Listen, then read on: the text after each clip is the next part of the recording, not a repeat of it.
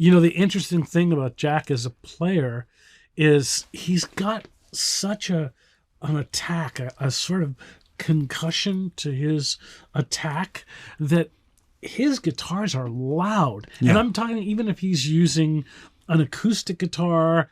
I mean, most of the electrics done on that record there's some telly, there's a lot of Gretsch, but definitely, in fact, he may have even used that telly that you have that was Scotty Moore's. That 55. Yeah. They might have used that. It was always through one or two vintage twin reverb amps, and I think we actually blew one of them up. It was a 70s one and maybe a 60s one as well. Yeah. But we had two twins, and then he also had a big Silvertone, the 1485, which is basically the old Silvertone bass cabinet. So that's kind of how he got the low end from the guitar. But really the growl, the attack, the sound was that Fender Twin. And I remember that, twins are loud amps. Oh, yeah.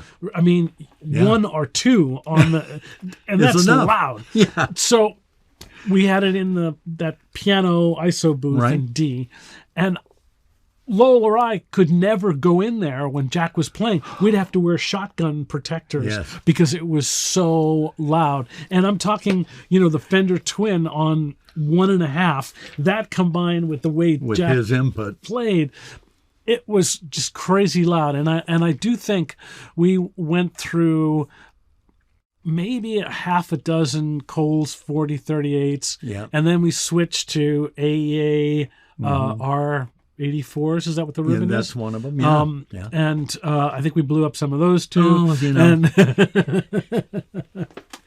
I don't want to know what you're. Why are we blowing up all exactly? These no, I'm kidding. Hearing Icky Thump and the songs, I would never jump to the conclusion that was a Fender Twin. It's huge, that sound.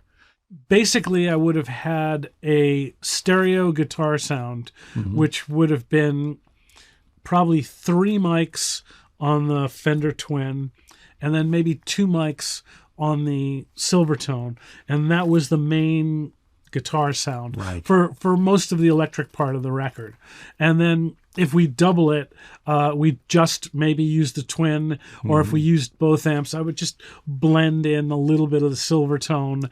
And, because of course it had to be printed together on one track because I only had 16 tracks. So, if I had 6 tracks of drums and then a stereo guitar, there's 8, and I'm sure we double tracked the main rhythm of the main lick of the guitar of the song.